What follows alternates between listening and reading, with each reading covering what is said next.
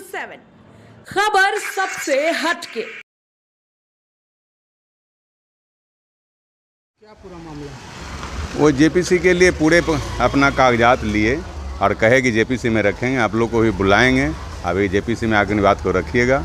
वह प्लॉट है 217 130 खाता का 217 नंबर प्लॉट है, वो खतियानी रैयत का है।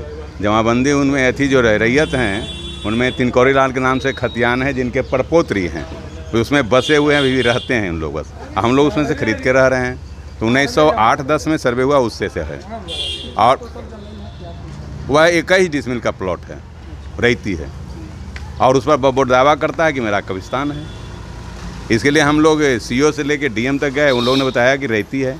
उसमें से 2 डिसमिल बाजार समिति एक्वायर किया था, तो इसलिए भू अर्जन विभाग और बाजार समिति डीएम इन लोग सब रिपोर्ट हाफिडेविट हाई कोर्ट में किए कि नहीं, इन लोग का रैती ज़मीन है, इसे हमने लिया है, इन लोगों को अवार्ड दिया है। उसमें 3 अवार्ड मिला था राम प्रताप लाल जी के नाम से। और बाद डीएम जो है 2015 तक हाई कोर्ट हमारे विरुद्ध लड़ रहे थे, 2015 में विड्रॉल की। इसी आधार पर हमने हाई कोर्ट किया। हाई कोर्ट ने मैंने केस को सुना और कहा कि नहीं, आप लोग का रैती, आप लोग खतियान हैं। उधर वक्फ बोर्ड से कोई कागज़ वहाँ पेश नहीं हुआ, सीधा कहा कि उसका निराधार है। आज कौन आए थे और क्या? वो जेपीसी के सदस्य थे, संजय जायसवाल जी आए थे सेंट्रल से, इधर मुआयना किए और आश्वासन दिए कि हाँ आगे हम जेपीसी में रखते हैं, इस बात को आगे देखेंगे।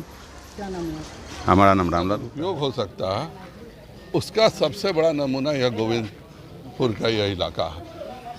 मैं खुद देख रहा हूँ कि ये पूरी ज़मीन, ये सड़क जो देख रहे हैं, दोनों तरफ मकान बनी हुई है, ये सब को एक व्यक्ति अपनी इच्छा से पूरे इस इलाके को वक्फ का घोषित कर दिया संपत्ति। कभी किसी को नोटिस नहीं हुआ, बेचारों को पता भी किसी को नहीं है। अब अचानक एक दिन बोर्ड लगा दिया जाता है कि यह संपत्ति वक्फ की है और सारे लोग अपना अपना मकान खाली करो। खतियानी में इनके परिवार का नाम है, 90% हिंदू है, 10% मुस्लिम है। मुसलमानों को भी नहीं पता है कि उनके दादाजी ने कब यह ज़मीन वक्फ की थी।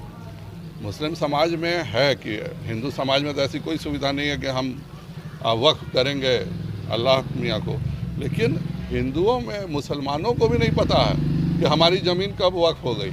और उसका यह नमूना है। बाद में ठीक है, बिहार सरकार ने इनका कैंसिल करके इनकी ज़मीन का वापस किया है, पर सबसे बड़ा दुखद बात यह है कि ये ना DCLR के पास जा सकते हैं, ना DM के कोर्ट में जा सकते हैं, ना जिला के सिविल सूट में जा सकते हैं। सीधे हाई कोर्ट में रिट करना, इस देश में कहीं ऐसा कानून नहीं है कि अगर आपको कोई ज़मीन जायदाद को लेकर झगड़ा हो तो आप सिविल सूट नहीं कीजिए, सिविल कोर्ट नहीं जाइए, सीधे सुप्रीम कोर्ट जाइए और बिना कोई नोटिस किए हुए आप 1 साल तक दबा के रखिए और 1 साल बाद कहिए कि यह संपत्ति वक्फ की हो गई। मुझे लगता है इस कानून में बहुत बड़ी खामी है। हम सब जेपीसी के जो सदस्य हैं जरूर इस पर विचार करेंगे। आप यहाँ पर घूम रहे हैं, लोगों की समस्याओं को देख रहे हैं, यहाँ के कागजात, लोगों के कागजात देखने से क्या लग रहा है? बिल्कुल साफ लग रहा है कि यह एक साजिश के तहत इन लोगों ने सारी ज़मीन वक्फ के नाम पे हड़पी है। अभी तक तो मैं जानता था कि रंगदार लोग हड़पते हैं, माफिया लोग हड़पते हैं। ये पहला नमूना मुझे देखने को मिल रहा है कि वक्फ के नाम पे आम लोगों की ज़मीन हड़पी गई है। इसमें हिंदू भी शामिल है, मुसलमान भी शामिल है। सभी की ज़मीन बेचारों को पता भी नहीं था। अचानक एक दिन बोर्ड लगा दिया जाता है कि तुम सब अब यहाँ से खाली करो। यह सड़क बनने नहीं दिया जा रहा है कि यह सड़क वक्फ की संपत्ति है। आप खुद सड़क में देखिए, दोनों तरफ मकान बनी हुई है।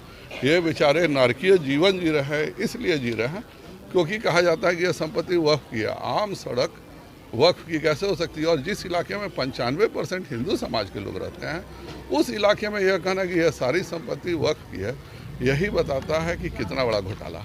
तो क्या जेपीसी मेंबर होने के नाते आप इस मामले को केंद्रीय टीम के सामने रखेंगे? मैं इनको भी बुलाऊंगा, न्याय दिलाने के लिए इनकी बात भी सुनी जाएगी। हम सबको सुन रहे हैं। हमने इस देश के प्रत्येक राज्य के सुन्नी वक्फ बोर्ड को बुलाने का निर्णय किया, उनको भी सुन रहे हैं। जो इस्लाम के बड़े जानकार हैं, जो लॉ यूनिवर्सिटी के, हम लोग फैज़ान साहब को भी बुला करके सुन रहे हैं, सभी को सुन रहे हैं, लेकिन पीड़ित पक्ष को भी सुनना जरूरी है। और उसी के तहत मैं आया हूं कि जो पीड़ित हैं वह भी अपनी बात रखें, जिससे हम लोग को निर्णय करने में सुविधा। वक्फ बोर्ड का तो हम लोग को तो कुछ पता नहीं था, नोटिस आया था, पता चला, लेकिन हम सब का खानदानी ज़मीन है। परदादा के समय से तिनकोरी लाल थी है, खतियान में नाम है, उनका परपौत्र हुए। बस यही बात है। आज कौन आए थे, क्या आश्वासन मिला? संजय जायसवाल आए थे और कहें कि ठीक है जब हम दिल्ली जा रहे हैं आप लोग भी एक दो का नाम दीजिए और साथ में सरकारी खर्च पर हम दिल्ली लेके जाएंगे, वहाँ बात रखेंगे। बग आई थी तो क्या बोल के गई है? बगबोट कहाँ आई थी? बगबोट तो नोटिस न दिया, तो उसका हम लोग हाईकोर्ट तक गए, हाईकोर्ट से फैसला मिला हम लोग को कि आप लोग का ओरिजिनल ज़मीन है। बस कितना ज़मीन है पूरा? ज़मीन के बारे में 21 डिसमिल में। क्या नाम है आपका? अशोक मेहता।